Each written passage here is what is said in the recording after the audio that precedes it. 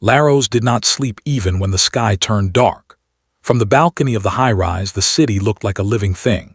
Headlights moving like tiny ants, street lights blinking, distant music rising and falling in waves. Somewhere below, a horn blared, sharp and impatient, then faded. The air smelled faintly of rain and expensive perfume. Inside the apartment, everything was quiet. The living room was wide and polished, the kind of place that looked like it belonged in a magazine. Cream-colored walls, a long velvet sofa soft lighting that made the marble floor shine. A tall glass of red wine sat on the Kuji table beside a phone and a small handbag that cost more than many people's rent. Emilia Agi stood near the window in a silk robe, her hair smooth and dark, falling neatly around her shoulders.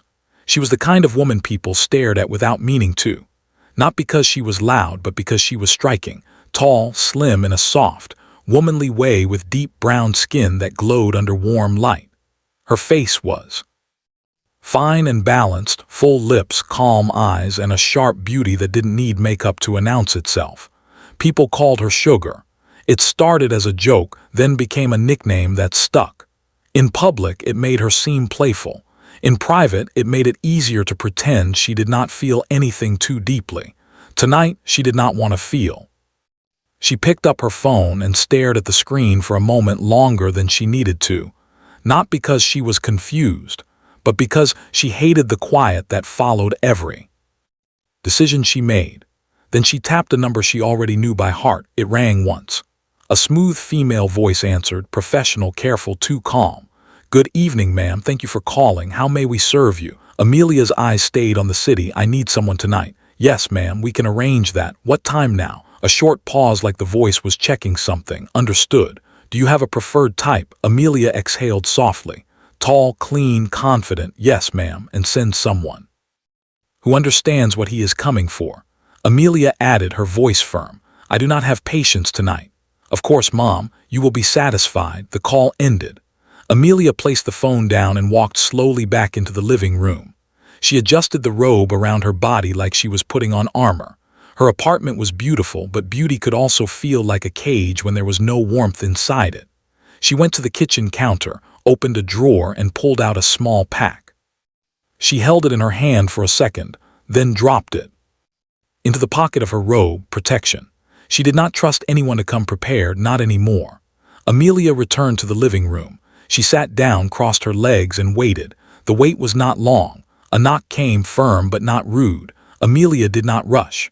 She stood with slow control, walked to the door, and checked the small screen beside it. A man stood outside. He was tall, exactly as she asked. Broad shoulders under a fitted black shirt, dark trousers, clean shoes. His face was handsome in a quiet way, strong jaw.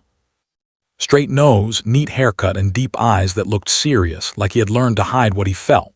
His skin was dark and smooth. His posture was respectful but tense. He looked like the kind of man women remembered. Emilia opened the door. The man stepped in carefully, like he was trying not to take up space.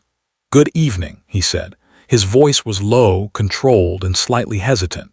Emilia looked him up and down without hiding it, not because she wanted to insult him, but because she wanted to confirm she was not wasting her time again. "Come in," she said, stepping aside. He entered and stopped, waiting for permission to move further. Emilia closed the door behind him and turned to face him fully. Under the living room light, he looked even more put together, but something about him was stig. Too careful, like a man reading a script in his head. Emilia's eyes narrowed slightly. "What is your name?" "Gideon," he said. "Gideon Nasu." The name sounded normal, too normal for the business he was supposed to be in. Emilia walked past him toward the sofa, then turned back and spoke as if she was already tired. "Should we talk?" she asked. "Or should we get right to it?" Gideon blinked. Just once, but Emilia noticed. His throat moved like he swallowed something. "I came with," he began, then stopped and quickly corrected himself. "I came prepared." Emilia opened her robe pocket and brought out the pack she had kept there. She held it between two fingers. "I came with protection," she said plainly, "in case you don't have any." Gideon stared at the pack like it surprised him, even though it shouldn't have. Emilia felt a small irritation rise in her chest. Too many men had stepped into her life, acting like they knew what they were doing until it was time to actually prove it. She moved closer and pointed at the space near the center of the room like she was positioning him. "Move over there." Gideon hesitated for half a second, then did it. "Emilia." Circled him slowly, eyes sharp, expression blank, not playful, not flirty, just assessing. Gideon stood still, hands at his sides, shoulders squared like he was trying to be brave. Emilia stopped in front of him. "I need to properly examine you," she said. "Move." He shifted again, confused. Emilia's voice stayed flat. "Have you done this before?" Gideon's eyes widened slightly. "What?" Emilia's brows rose. "Are you deaf?" "No," he said quickly. "No, I'm not." "Then answer me," Emilia said. "Have you done this before?" Gideon's mouth opened, closed, then opened again. "Yes," he said, "of course I have." The way he said it did not sound like truth. It sounded like a boy repeating something he memorized. Emilia stared at him. He forced a small smile that did not reach his eyes. "I have done this many times," he added like he was trying to convince himself to. Emilia's lips pressed together. She stepped closer, looked at his face, then his hands, then the way his shoulders held tension like he was waiting to be punished. She muttered under her breath, almost like a complaint to the air. "Jesus." Gideon heard it, his face tightened. Emilia stepped back. "Take OG your shirt," she said. Gideon froze. "Excuse me?" Emilia did not blink. "Take OG your shirt now?" he asked, voice cracking slightly. "Like now?" Emilia's patience snapped a little. She turned away briefly, rolling her eyes toward the ceiling. "Who is this man they sent to me?" she thought. "He is standing here like a nervous schoolboy." She turned back, annoyed. "Why are you asking questions?" she said. "Do it." Gideon's hands moved slowly to the buttons of his shirt, but he fumbled. Not much, just enough for Emilia to notice he was not relaxed. The confidence she requested was not here. Emilia's irritation grew into something sharper, embarrassment almost, like she had paid for something expensive and received a cheap imitation. Gideon finally got the first button open, then the second. Emilia watched him with a cold stare. He glanced at her face, then quickly looked away like he feared her reaction. That was the final straw. Emilia took 2 steps back and grabbed her phone from the table. Gideon paused mid-button, confused. Emilia dialed the number immediately. The agency picked up almost at once. "Good evening, Mom. Is everything satisfactory?" Emilia laughed once, short and bitter. "Satisfactory," she repeated. "Is this a joke, Mom?" Emilia pointed at Gideon with her free hand like she was reporting a damaged delivery. "Where is your restaurant?" she snapped, her voice rising with anger. She didn't bother to soften. "Who is this one you sent to me?" Gideon stirred, his hands dropped from his shirt. He looked like he had been slapped, but he said nothing. Melia paced 2 steps, still holding the phone. "Please," she continued, "you need to send me another one right now." "Mom, we know." Emilia cut in. "Not later, right now. This one is wasting my time." The line went quiet for a moment, and Emilia could almost hear the agency worker choosing words carefully. Gideon stood there, shirt half open, humiliation written all over his face, even though he was trying to hide it. Emilia looked at him again. For one small second, she saw that he was not just shy. He was uncomfortable, like he did not belong here at all. But Emilia crushed that thought quickly. Soft feelings always cost her something. She was tired of paying. She kept her voice hard as stone. "Handle it," she told the person on the phone, "because I did not call you for this." Then she ended the call. Silence filled the room again, thicker than before. Gideon's eyes met hers. His expression was controlled, but his pride had been cut. Emilia did not apologize. She didn't know how to apologize in moments like this without feeling weak. Instead, she lifted her chin and spoke like a woman who refused to be disappointed. "Stand there," she said, "until fix it." Gideon swallowed. He nodded once, slow, like he was holding himself together by force. Emilia turned away and walked back to the window, looking out at the city lights again. From outside, Lagos still looked alive. Inside, Emilia felt like the room was suddenly too cold, and she did not know why. And Gideon Nuasu, handsome, quiet, and clearly out of place, stood behind her, trapped in the same silence, wondering what kind of woman he had walked into. Emilia stayed by the window for a long time after the call ended. Behind her, Gideon Nu stood in the middle of the living room with his shirt half unbuttoned, his hands resting at his sides like he did not know what else to do with them. The silence between them felt heavy, not romantic, not comfortable, just awkward and tense. A message finally came in on Emilia's phone. No replacement available tonight. Mom, please manage. We apologize. Emilia read it once, then again her jaw tightened. She did not turn around. Button your shirt, she said, cold and final. Gideon's fingers moved quickly. He buttoned it without looking at her, like someone trying to protect the last bit of dignity he had left. Emilia walked to the bedroom door, opened it, then paused as if she remembered something important. You can sleep there, she said, pointing toward a guest room down the hall. Do not enter my room. Gideon nodded. Okay. Emilia shut her own door and locked it. That night passed in silence. Morning came with pale light and the soft hum of Laros waking up again. Emilia stepped out in a diligent robe, hair tied back neatly. Her face looked calm, but her eyes were tired. She walked straight to the guest room door and knocked once. When Gideon opened it, he looked like someone who did not sleep well. Still handsome, still neat, but his eyes carried a quiet discomfort. He had the kind of face that drew attention even when he said nothing. A strong jaw, clear skin, a steady gaze that tried not to beg for kindness. Emilia did not adjure any. Get up, she said. Time is up. Gideon blinked. Good morning. Emilia's voice stayed flat.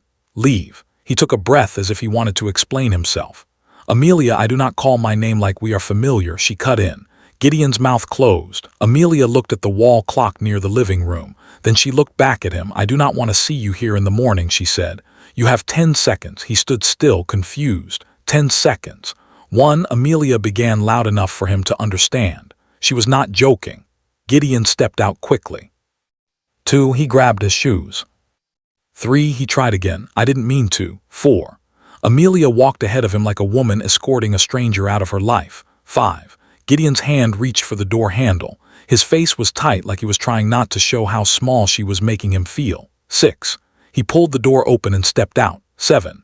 Emilia stayed at the doorway, arms folded. Her body language said she was already done with him.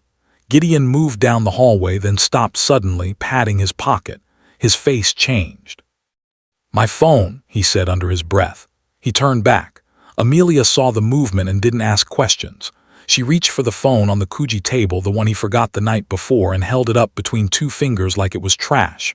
He stepped closer. Please, Emilia tossed it toward him. It didn't hit him, but it landed near his feet with a dull sound that felt insulting. Gideon picked it up slowly. He looked at it, then looked at her. His eyes were not angry. They were worse than angry. They were confused, like he kept asking himself what he did wrong to deserve that kind of treatment. Emilia did not soften. Go, she said. Gideon swallowed and walked out. The door closed behind him. For a moment, Emilia stood there, staring at the empty space he left behind. She expected to feel relief. Instead, what she felt was irritation at him, at herself, at the fact that she even noticed the silence. She turned away sharply, as if turning away could fix the heaviness in her chest. A few minutes later, the doorbell rang again. Emilia frowned. She checked the screen and saw a familiar face, her aunt. Emilia opened the door, already tired. Auntie Patricia Ai walked in like she owned the floor. She was in her late 50s, well-dressed, proud, and sharpied. Her wrapper was expensive, her headscarf perfectly tied, her handbag structured and polished. She looked like the kind of woman who could enter a room and make adults sit up straight without raising her voice. She stepped inside and snigged once, like she was reading the air. Then she looked at Emilia's face.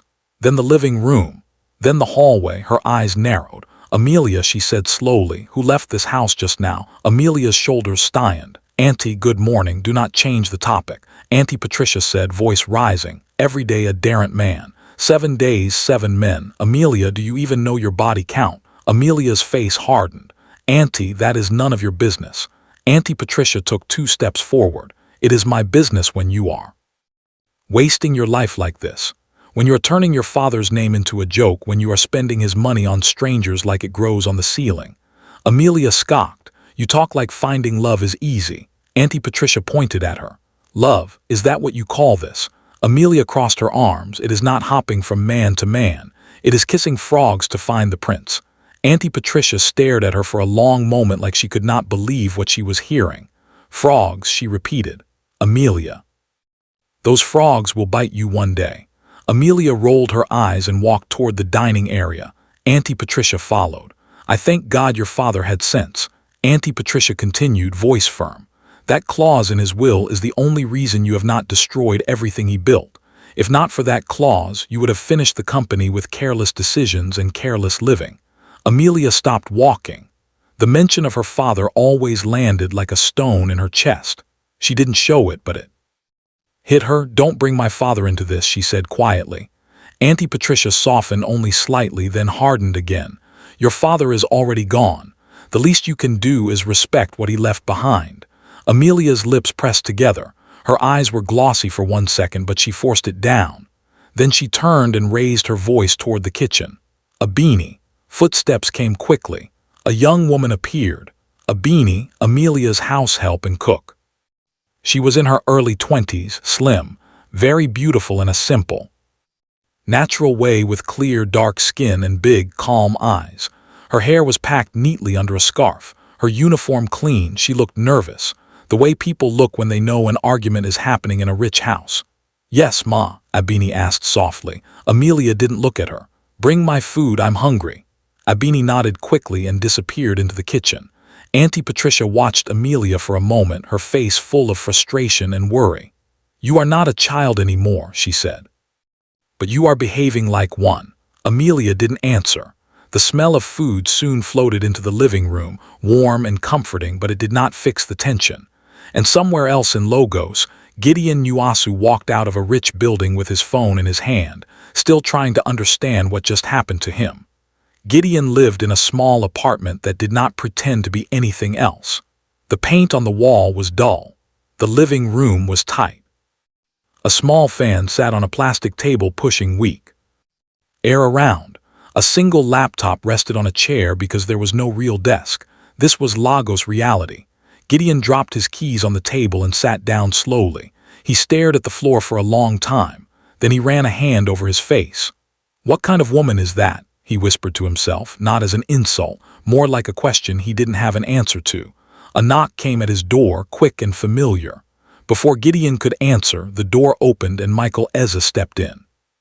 Michael was Gideon's best friend, late 20s, tall, solidly built, with a friendly face and restless energy. He always looked like a man fighting the world with jokes because he couldn't afford to fight it with money. He didn't even greet properly before speaking. Guy, Michael said, eyes wide. How far? How did it go? Gideon leaned back on the chair, exhausted. It did not go. Michael blinked. It did not go. Gideon looked up at him. She called me a waste of time. She asked the agency to change me like I was a wrong delivery. Michael stared for 1 second, then burst into laughter. Gideon didn't laugh. Michael stopped laughing quickly when he saw Gideon's face. Okay, Michael said, clearing his throat. Sorry, that is painful. Gideon sighed and reached for the laptop as if work could distract him from humiliation. But the moment the screen lit up, his mind went blank. He opened a document. Typed one line, deleted it, opened another, closed it. Michael watched him for a while, then shook his head. This competition is near, Michael said. Serious now, you cannot be playing like this. Gideon rubbed his forehead. I'm trying. You are not trying enough, Michael said. You have writer's block because you are writing safe things. Everybody writes safe things. Gideon leaned back. So what do you suggest? Michael sat on the arm of the sofa, leaning forward. Male escorts. Gideon turned slowly. What? Michael nodded like he had been waiting to say it. Everybody talks about female prostitution, female chastity, female shame. They act like men cannot sell their bodies too. They forget that there is an entire male escort industry. Quiet, hidden, rich women pay, powerful women pay, and nobody wants to talk about it. Gideon stared at him. That sounds like trouble. Michael shrugged. Trouble wins competitions. Gideon looked away. Even if it is true, how do we write it? Well, we need real information. Michael pointed at the laptop. Research. Start from there. Gideon opened his browser and typed carefully, still half distracted by the morning he just survived. He searched for documentaries, articles, interviews, anything. Then he found one. A documentary about male escorts. He clicked. As he watched, something changed in his face. His eyes sharpened. His posture straightened. Michael noticed. You see.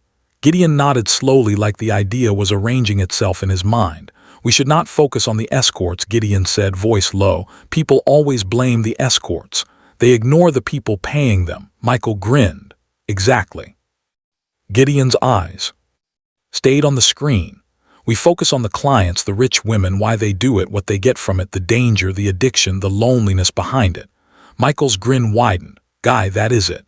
Gideon sat up properly now, fingers hovering over the keyboard, mind finally alive.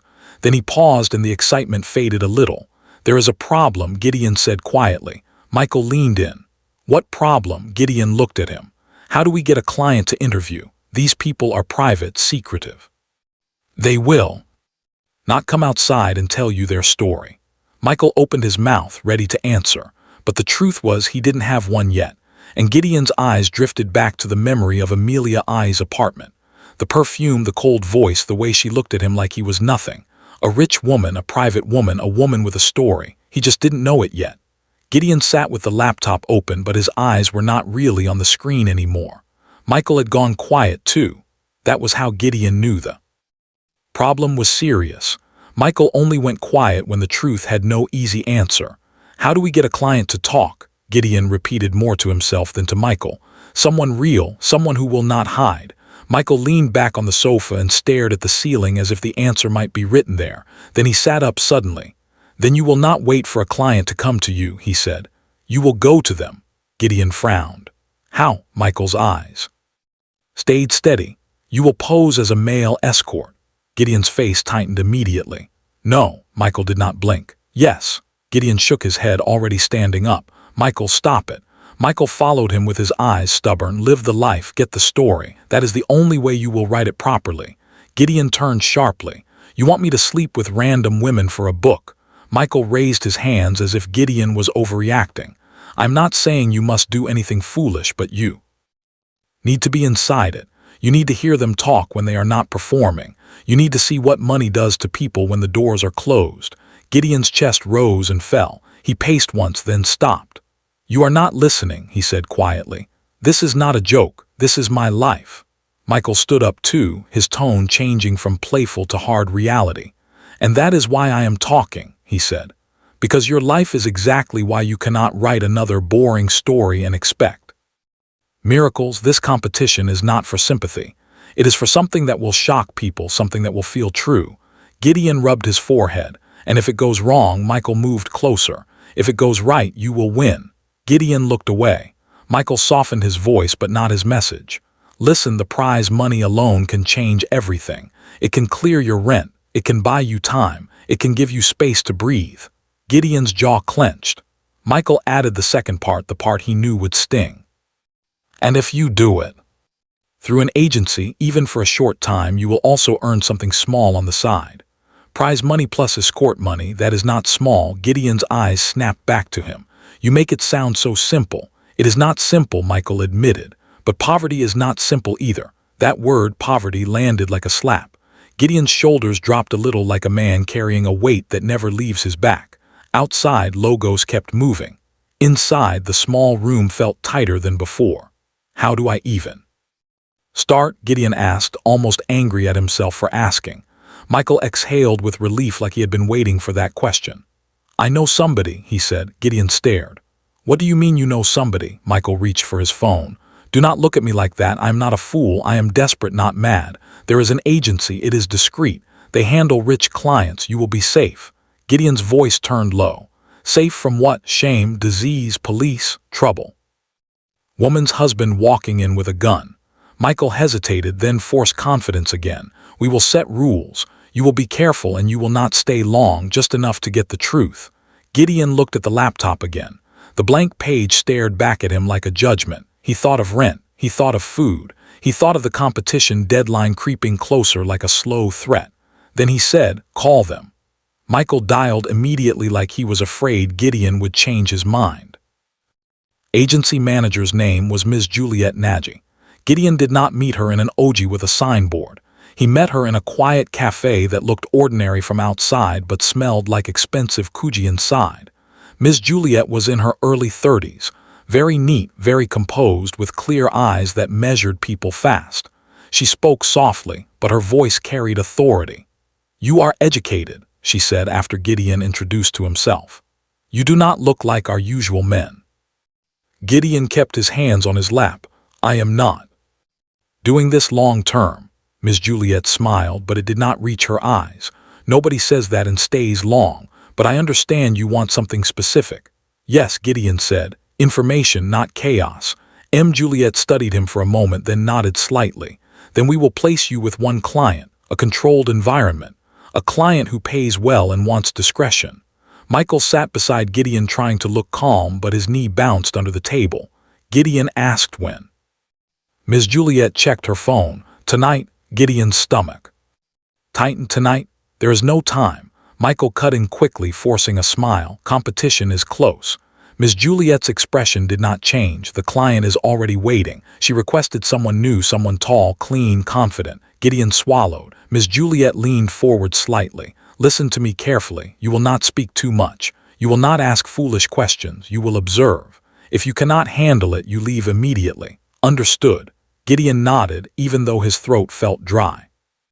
Miss Juliet stood. Good, my representative will take you there. That night, Gideon stood in front of another tall building in Lagos with his shirt pressed and his mind spinning. An agency representative, Tunda, a quiet man in a plain suit, walked beside him and said little. He only pointed, guided, and checked his phone now and then like this was routine work. Gideon's palms were slightly damp. He kept telling himself one thing. You are not here for pleasure. You are here for truth. The elevator ride felt too long. When the doors opened, Gideon stepped into a hallway that smelled like air freshener and silence. Tunda stopped at a door, knocked once, then looked at Gideon. Be calm, he said finally. Do not embarrass yourself. Gideon forced a nod. The door opened, and the moment Gideon saw the woman inside, his heart dipped. Emilia Adje. The same apartment, the same soft lights, the same expensive quiet, the same sharp beauty. Emilia's eyes moved from Tunda to Gideon, and her face tightened with disbelief. You, she said, her voice flat. Gideon froze for half a second, then forced himself to breathe. Tunda cleared his throat politely.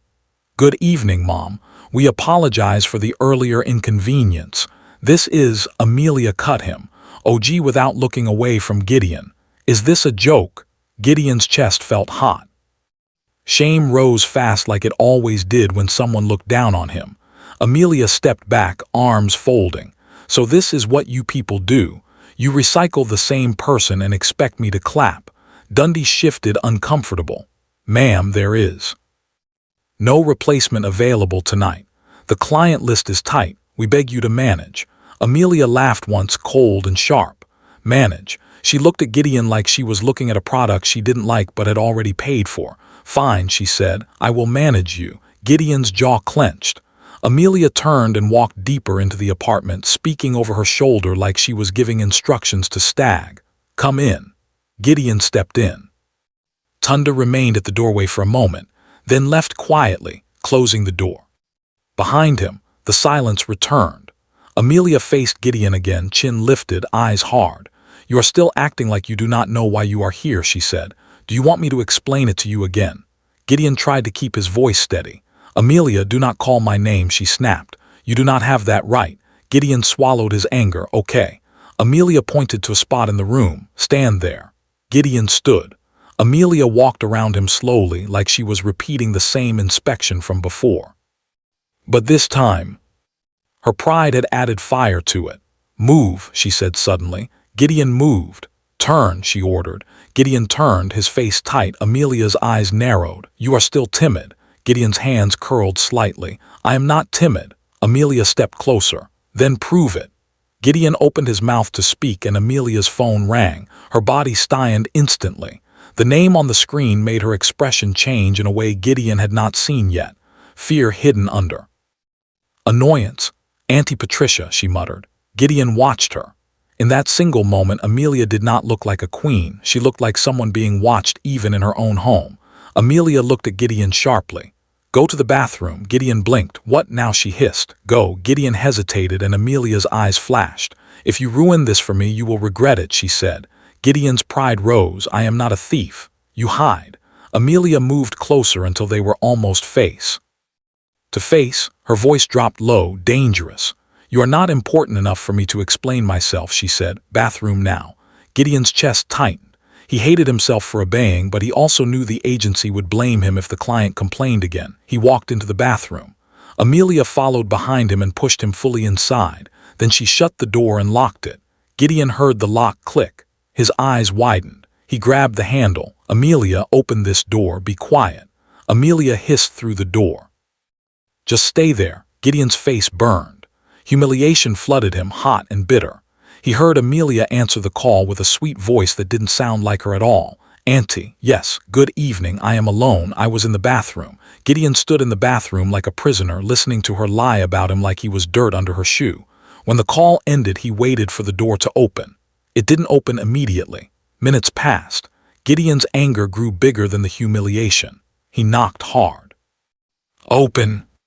The door now, footsteps came. The lock turned. The door opened. Emilia stood there with her phone in her hand, her face already tired like he was the problem. Gideon stepped out slowly, eyes burning. "Did you just lock me in there?" he asked, voice shaking. Emilia lifted her chin. "Stop shouting." "Shouting?" Gideon repeated, stunned. "You locked me in your bathroom like an animal." Emilia's eyes narrowed. "Do not talk to me like that in my house." Gideon laughed once, bitter. "Your house does not give you the right to treat people like trash." Emilia stepped forward. "Who do you think you are?" Gideon's voice rose now because the anger had been waiting. "I'm a human being. That is what I am." Emilia scoffed. "Human being that is here to please me. That is what you came for." Gideon's eyes flashed. "I did not come here to be humiliated." Emilia pointed toward the door. "Then leave."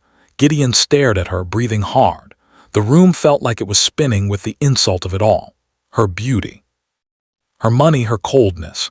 He took one step closer. "You don't even see people, do you? You only see what they can do for you." Emilia's lips curled. "And you are still useless." That word snapped something inside him. Gideon's voice turned cold. "I regret coming here." Emilia waved her hand like she was dismissing smoke. "Get out. You are wasting my time again." Gideon didn't argue anymore. He grabbed his shoes, his phone, whatever pride he could still carry, and walked out. Door shut behind him, and inside the apartment, Emilia stood alone in her expensive silence, breathing fast, fury shaking her. She paced once, then muttered to herself like the walls were listening. "Broke nonsense," she said, acting like he is somebody. She looked at the bathroom door, then the front door, then the empty room. Her anger did not calm her. It only made her feel more restless. Gideon returned to the small apartment later that night like a man returning from a fight he did not win. Michael was waiting, excited. So Michael asked, "Did you get anything, any information?" Gideon dropped into a chair and stared at the wall. Michael frowned. "Gideon?" Gideon finally spoke, voice flat. "She locked me in her bathroom." Michael blinked. Then, like Michael always did, he laughed. It was not because it was funny. It was because Michael did not know what else to do with fear. Gideon looked at him slowly. "You are laughing." Michael stopped immediately when he saw Gideon's face. "Okay," Michael said softly. "Sorry, that is crazy." Gideon's eyes were tired. "She treated me like I was nothing." Michael rubbed the back of his neck, trying to find the right words. "But you see," he said, forcing brightness back into his voice. "This is exactly the kind of inside material we need. This is it. This is real." Gideon frowned. "Real humiliation." Michael nodded quickly. "Yes, and real truth, Guy. We need insider information. We cannot stop now." Gideon leaned back. Exhausted. "I'm not going back." Michael pointed at the laptop on the chair. "Then forget the competition, forget the money, forget changing your life because you are already inside it. You have started." Gideon closed his eyes for a second. Michael's voice softened. "Just go back one more time for the story." Gideon opened his eyes again. He didn't answer immediately, but the silence between them already sounded like someone losing a battle. Slowly, Gideon sat on the chair in the small living room, staring at the blank screen like it was mocking him.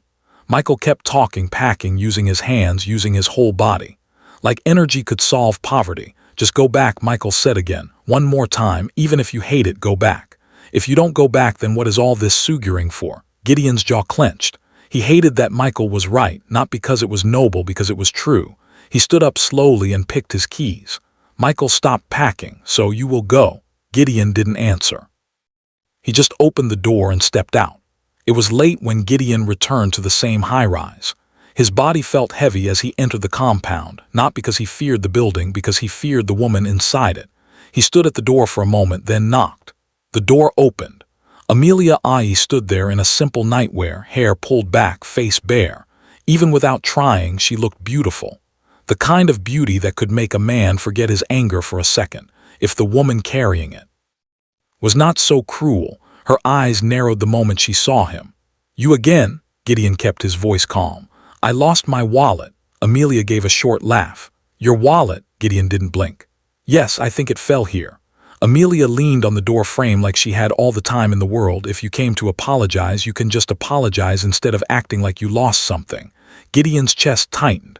"I didn't come to apologize." Emilia's smile faded. "So you came to disturb me again." Gideon's voice sharpened slightly. "I came for my wallet." Emilia stepped back and opened the door wider. "Come in. Let me see what kind of lie you will tell next." Gideon walked in. The apartment still looked like silence and money. Everything clean, everything perfect, everything cold.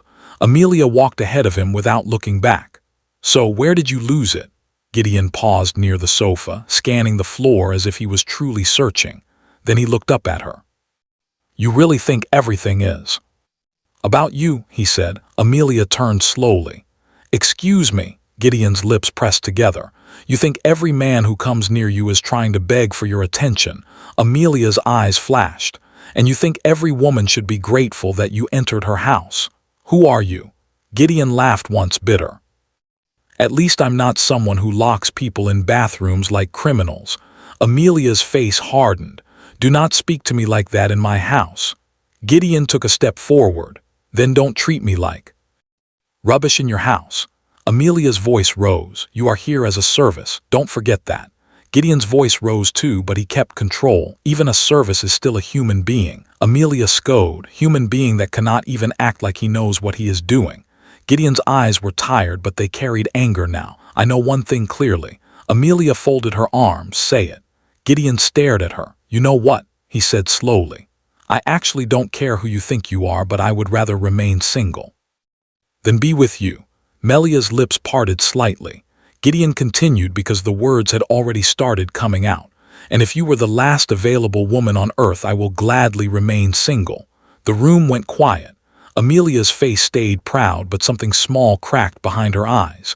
Gideon exhaled, then added the harshest part, almost like he wanted to burn the bridge completely. "You're not as pretty as you think you are," he said, "and you are definitely not my type." For a second, Emilia didn't move.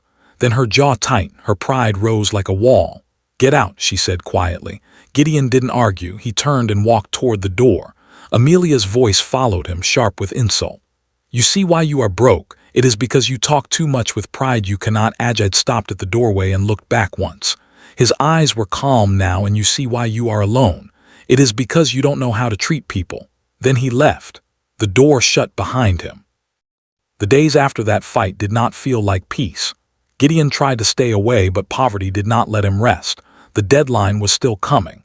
The book idea was still sitting on his chest, and the humiliation he felt in Emilia's bathroom still burned like a fresh wound. So he went back again. He told her he had lost his wallet there. Emilia looked at him like she could see through his skin. She accused him of using it as an excuse to come and beg. Gideon refused to apologize. They argued until the truth in his heart came out sharp and ugly. He told her he would rather remain single than be with her. He told her she was not as pretty as she thought. He told her she was not his type. He left again, sure he had finally ended it. But Emilia did not end it. Her pride turned into a plan. She tracked him down. By the time Gideon got home that night, his roommate Brian Aka had already opened the door for a visitor he did not recognize.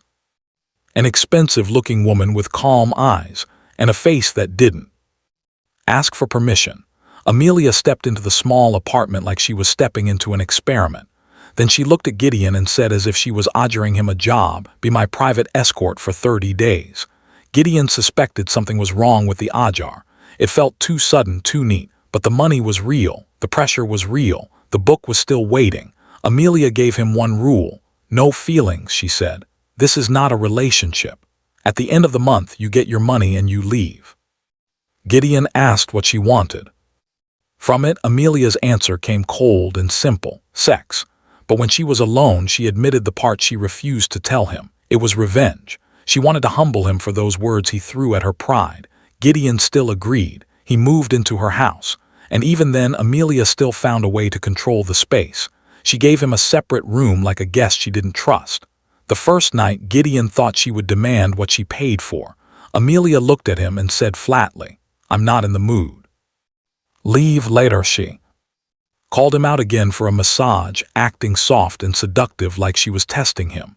That was when Gideon told Michael quietly, almost like a warning, "She's trying to seduce me. She's out to get me." And Gideon made his own decision too. "I'll play her game," he said, "and I'll get what I came for." The next morning, Emilia was already dressed and irritated before the day even started. A man arrived with documents in a neat folder. His name was Mr. Frank Bello, a smooth, confident man in a clean suit, the kind that spoke fast and smiled like everything was under control. He greeted Emilia like he belonged there. "Good morning, Ma," Frank said politely. "I brought the loan authorization letter for the project. We need your signature so we can move fast." Emilia barely looked at the papers. She sat down, picked up a pen, and was about to sign immediately. Gideon was in the room, quiet, watching. He didn't speak at first until he saw her pen touch the paper. "Wait," Gideon said. Emilia paused. Surprised. "What?" Gideon stepped closer. "Have you read it?" Emilia frowned. "It's Frank." Frank smiled quickly. "Yes, Ma, it's very straightforward, just a normal authorization. We need to expedite action."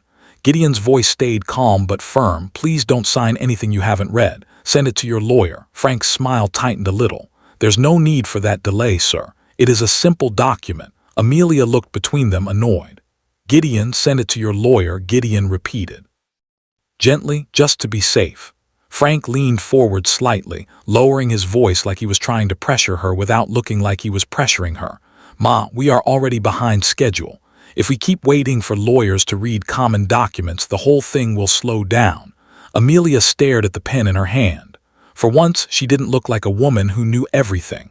She looked like a woman who had always let people run things for her. Slowly, she put the pen down. "No," Emilia said, "I will not." "Sign yet?" Frank blinked. "Ma," I said. "No," Emilia repeated. "I will send it to my lawyer. I will sign when I'm ready." Frank forced another smile, but it was weaker now. "All right, Ma," he said. "Take your time." He left, still smiling, but his eyes did not look happy. When the door closed, Emilia turned to Gideon sharply. "You are enjoying this," she said, defensive. "You just wanted to control something." Gideon shook his head. "No, I just didn't want you to regret it." Emilia scowled and walked away like she didn't care. But later that afternoon, her phone rang. It was her lawyer. Emilia listened for a long time. Her face changed slowly. First confusion, then shock, then fear. When she ended the call, she stood in the living room like her body had forgotten how to move. Gideon was the one who spoke first. "What did your lawyer say?" Emilia swallowed. "Frank has been stealing," she said quietly. "He's been ripping the company, OG. Her voice broke slightly at the end, not like a cry, more like a tremble of reality. "I almost signed something," she added, staring at the floor. "Something that could ruin me." Gideon didn't celebrate. He didn't say, "I told you so." He just nodded once. Emilia looked up at him, and for the first time since he entered her life, her eyes didn't look proud. They looked human. "Thank you," she said, her voice softer than Gideon had ever heard it. "You saved me." Gideon's throat tightened it a little. "I'm glad you didn't sign." Emilia hesitated, then spoke again slowly, like apology was not a language she used often. "And I'm sorry," she said, "for I treated you." Gideon didn't answer quickly. He just stared at her, surprised that the words even came out of her mouth. That moment didn't fix everything, but it shifted something. A small crack in the wall between them. Late that night, Gideon came downstairs to get water. He found Emilia on the sofa wrapped in a soft blanket, watching a family drama on TV. She didn't look like the woman who barked orders. She looked like a tired daughter. Emilia glanced back. "You're still awake." "Just water," Gideon said. She nodded at the screen. "Sit if you want." Gideon hesitated, then sat at the far end of the sofa. For a while, they just watched people argue on TV like it was safer to watch someone else's mess than face your own. Then Emilia spoke quietly, eyes still on the screen. "My father put a clause in his will." Gideon turned slightly. "What kind of clause?" Emilia exhaled. "I can't get my inheritance until I'm married." Gideon blinked. Married? Yes, Emilia said as if she hated the word. My father didn't trust me. He thought I would waste everything. Gideon didn't know what to say. Emilia looked at him suddenly, eyes sharp again like she was afraid softness would make her weak. Let's get married, she said. Gideon froze. Emilia lifted her chin. Not real marriage, a one-year contract. Once the inheritance is released, we go our separate ways. I'll pay you extra. Gideon stared at her speechless. Emilia continued faster now like she had rehearsed it in her head. We only need to convince my aunt, Auntie Patricia.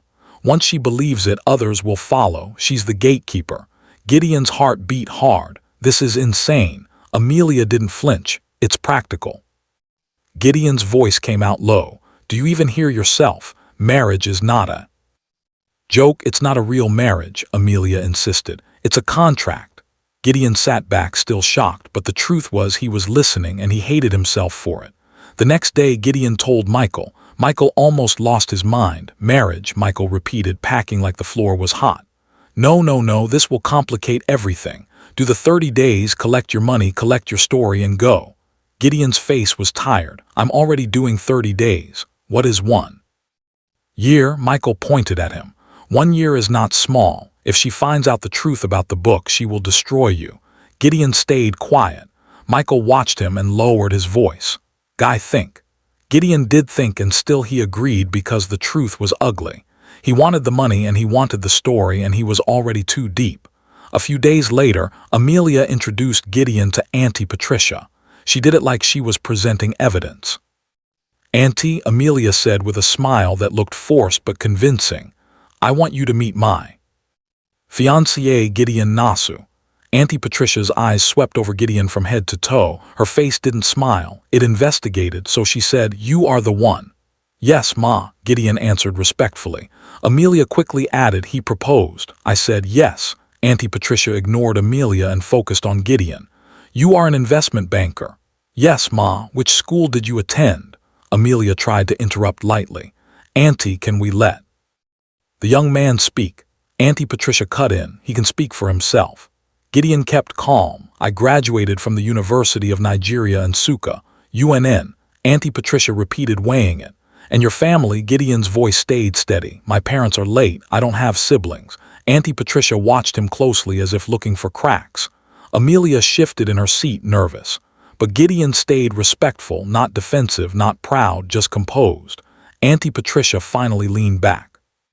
And you love Emilia? Yes, Ma, Gideon said. I love her. I want to spend my life with her. Emilia's breath caught slightly at the words because even if the plan was fake, the sentence still sounded heavy. Auntie Patricia's face softened for the first time. She turned to Emilia, almost emotional. For the first time in years, she said, I am proud of you. Then she looked back at Gideon. He is smart, she said, and you are smiling again. Emilia forced a laugh, but her eyes were shining. Auntie Patricia clapped her hands softly. So the next thing is wedding planning. Emilia's head turned sharply. Wedding? Yes.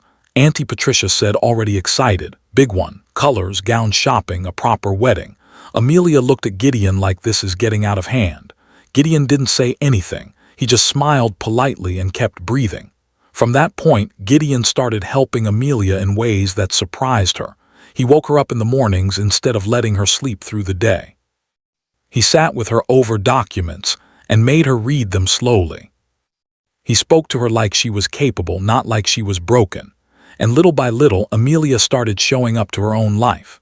She began taking the company seriously. She asked questions. She listened. She tried. Their closeness grew quietly without noise. Sometimes they sat together on the sofa and cuddled, not for show, but because the loneliness in both of them needed somewhere to rest.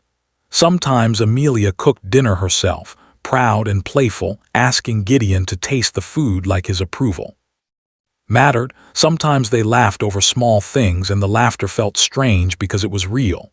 Sometimes Gideon kissed her forehead without thinking and Emilia would go quiet after like she didn't know what to do with gentleness. One night, Emilia opened up about the Escort agency, her voice low. Men used to lie to me, she admitted. They stole from me. They made me feel stupid. I got tired of being a victim. Gideon watched her carefully. So that's why you started using the agency. Emilia nodded. My friend introduced me. At first it felt like power, like control, she sighed, but it's addictive. Gideon's pen moved in his mind already. Emilia continued, almost ashamed. I don't even choose the men, I let the agency choose, I like being surprised. And you're a VIP, Gideon said slowly, remembering the kind of treatment she expected. Emilia gave a small, bitter smile. There are levels: silver, gold, platinum, VIP. The higher your level, the better they treat you. Gideon didn't judge her out loud, but inside him the story was building, piece by piece, truth by truth. By the time Gideon finally sat down to write, the words came like they were waiting for him. He wrote a strong piece, raw, unusual, and clear. When Michael read it, he exploded with joy. He shouted, he danced, he praised Gideon like a man who had just been saved. This will blow their minds, Michael said, sweating with excitement. We are winning.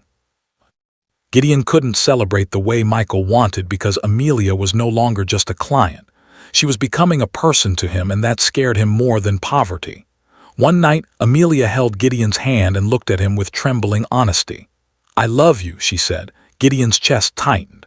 Emilia spoke through emotion now, words spilling out like she had held them too long. I love the small things, she whispered. The way you correct me gently, the way you don't shout at me, the way you pay attention to details. Those forehead kisses, the way you make me feel safe. Her voice broke. I'm in love with you. Gideon's throat went dry. Guilt rose fast, heavy, and poisonous. That same night when Emilia slept, Gideon stepped away quietly, found his phone, and sent Michael a voice note with shaking fingers. Please don't submit it, Gideon begged.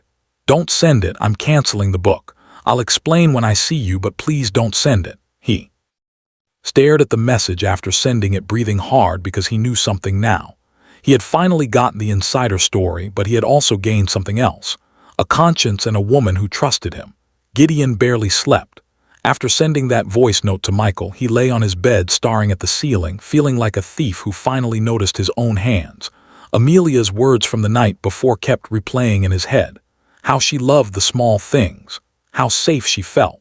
How she didn't even know she had handed her heart to someone holding a secret. By morning, guilt was sitting on his chest like weight. He heard movement downstairs, soft voices, cutlery clinking. The house was waking up. Then the doorbell rang. A few minutes later, Gideon heard Auntie Patricia's voice. Bright, excited, almost happy in a way he had never heard before. Gideon, she called. He came out careful, trying to look normal. Auntie Patricia smiled at him like he had already become family. I am planning something small for your birthday, she said, lowering her voice as if the walls could gossip. Emilia wants it to be a surprise. I want to do it properly, even buy you a car if needed. Gideon's stomach turned. A car, he repeated, stunned. Yes, Auntie Patricia said proudly. You're a good man, and I can finally sleep well knowing Emilia is not alone anymore. Gideon forced a tight smile, but it didn't reach his eyes. Auntie Patricia kept talking, still excited. So tell me, what kind of car do you like? And your friends, who should we invite? Any place you like for dinner? I need details. Gideon's throat went dry. He tried to dodge. Auntie, you don't have to do all that. I'm fine. But Auntie Patricia waved it off. No, we will do it. Emilia has suffered enough. This joy, we will celebrate it. Gideon swallowed hard, and then the guilt finally pushed past his fear. Auntie, he said quietly. Auntie Patricia paused. Yes. Gideon's voice shook. Please don't buy any car. Don't plan anything. Her face changed. Why? Gideon stared at the floor like it might help him survive what he was about to say. Because I don't deserve it, he whispered. Auntie Patricia frowned deeply. Gideon, what are you talking about? Gideon took a slow breath. I'm not who you think I am, he said. Auntie Patricia's eyes narrowed. Explain yourself. Gideon's mouth felt full of stones, but he forced the words out anyway. There is a writing competition, he said. The biggest one I've ever entered. The prize money, it's a lot. Auntie Patricia blinked once, confused. So Gideon's voice cracked. I came into Emilia's life because of research. Silence. Auntie Patricia didn't speak. She just stared as if she didn't understand the language anymore. Gideon continued because stopping would only make him a coward. I am not an escort, he said. I was pretending. I was writing a story about male escorts and their clients, and I used Emilia's life to understand it. Auntie Patricia's lips parted, and then a voice came from behind. Gideon, sharp, quiet, dangerous. So it was true. Gideon turned. Emilia stood a few steps away, frozen in place. She looked like someone who had been slapped and had not yet felt the pain fully. Her eyes were fixed on Gideon, but they didn't look like eyes anymore. They looked like broken glass. "How long?" she asked, voice low. Gideon's heart dropped. Emilia stepped closer slowly. "So that is what I was to you," she said. "Material." Gideon opened his mouth. "Emilia." "Don't," she cut in. "Don't say my name like you have the right."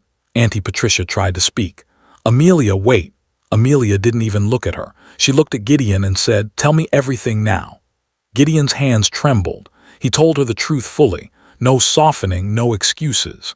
He told her about his writer's block, about Michael pushing him, about the agency, about the plan to focus on rich clients, about living in her house to get the story. Right, about the competition and the money. And as Gideon spoke, Emilia's face kept changing. Hurt, humiliation, disbelief, then something colder. When he finished, she stood very still. Then she gave one short laugh that didn't carry joy at all. "So I was your project," she whispered. Gideon stepped forward. "No, it started like that," but Emilia raised her hand. "Enough," she said. "Stop." Her voice hardened. "Get out of my house." Gideon froze. "Emilia, please." "I'm sorry, I get out," she repeated louder. Now he moved toward her instinctively, like he could reach her with regret. Melia stepped back like he was something dirty. "Don't touch me," she said. "Don't follow me. Don't call me babe. Don't ever pretend you love me again." Auntie Patricia finally found her voice. "Emilia." Emilia turned to her eyes wet but proud. "Auntie, please don't." Then she called security with shaking hands. Within minutes, Gideon was outside the gate like a stranger. His calls didn't go through. His messages didn't deliver. She blocked him everywhere. And the house that had started to feel like warmth became a wall again. Days passed. Emilia stopped eating properly. She started losing weight fast, but she refused to admit anything was wrong. Auntie Patricia noticed it first. The silence, the hollow eyes, the way Emilia stayed in her room like she was hiding from herself. One evening, Auntie Patricia went into Emilia's room and sat beside her quietly. Emilia didn't speak. Auntie Patricia watched her for a long moment, then said softly, "You are breaking down." Emilia swallowed. "I'm fine." Auntie Patricia shook her head. "No, you are not." Emilia's eyes filled. Her voice came out small. "I feel stupid," she whispered. "I feel mocked." Auntie Patricia reached for her hand gently. "Listen to me," she said. "Yes, he was wrong. Yes, you were used. But I watched you these past weeks, Emilia. You changed." Emilia turned her face away. Auntie Patricia continued, voice calm. "That man made you better. He protected your company when you almost signed away everything. He corrected you gently. He made you take life seriously. I saw peace in you for the first time since your father died." Emilia's throat tightened. Auntie Patricia said the words slowly, like she wanted them to settle properly. "True love is worth fighting for as long as it is real." Emilia didn't answer.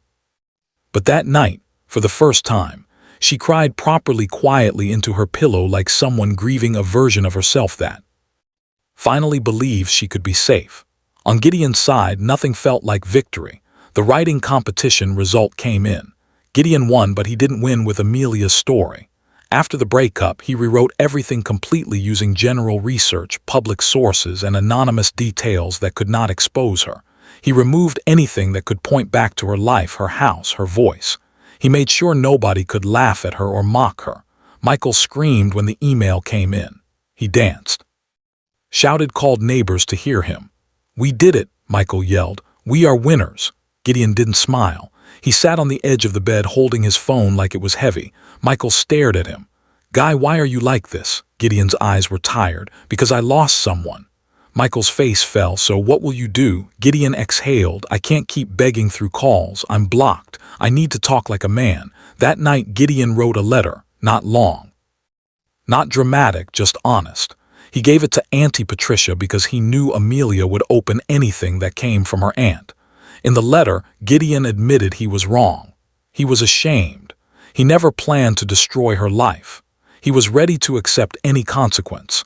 And then he added the part that mattered most. Even though he had won, he was ready to withdraw publicly if Emilia wanted it.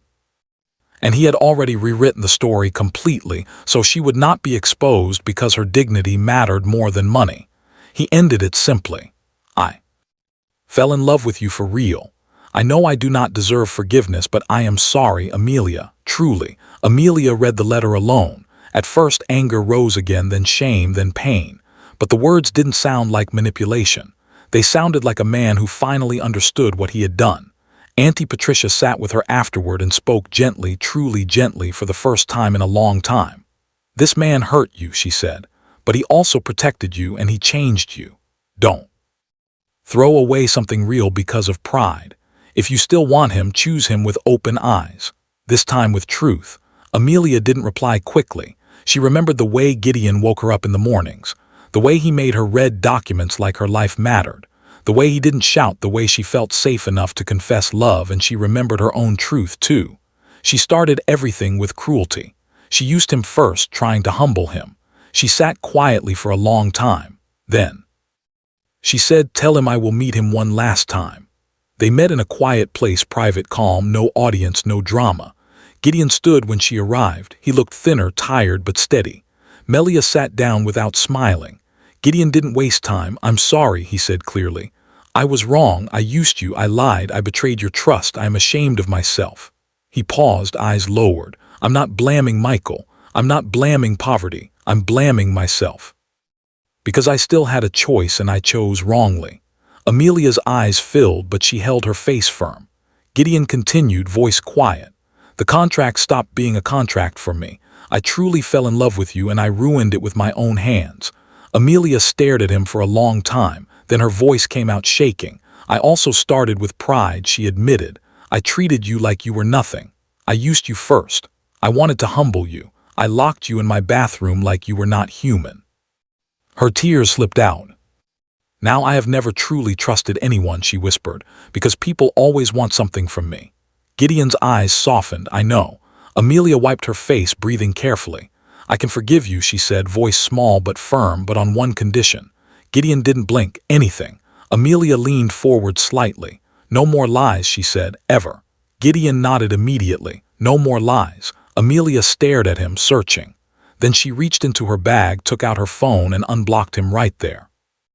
Not as a romantic gesture, as a decision, a calm one. They didn't suddenly become perfect. They didn't pretend everything was okay, but they agreed on something real. The one-year contract would become a real relationship slowly, honestly, and any book or public story would only be done with Emilia's full consent. Later, they returned home together, not holding hands like a show, just walking side by side, calmer than before. At the doorway, Emilia paused and looked at Gideon. "You're coming in?" she asked. Gideon nodded. "If you want me to," Emilia exhaled. "I do." Inside the house, Auntie Patricia watched them quietly from the hallway. She didn't smile wide, she didn't clap. She just released a breath she had been holding for too long. Because for the first time, Emilia wasn't choosing pride. She was choosing something real. End of story.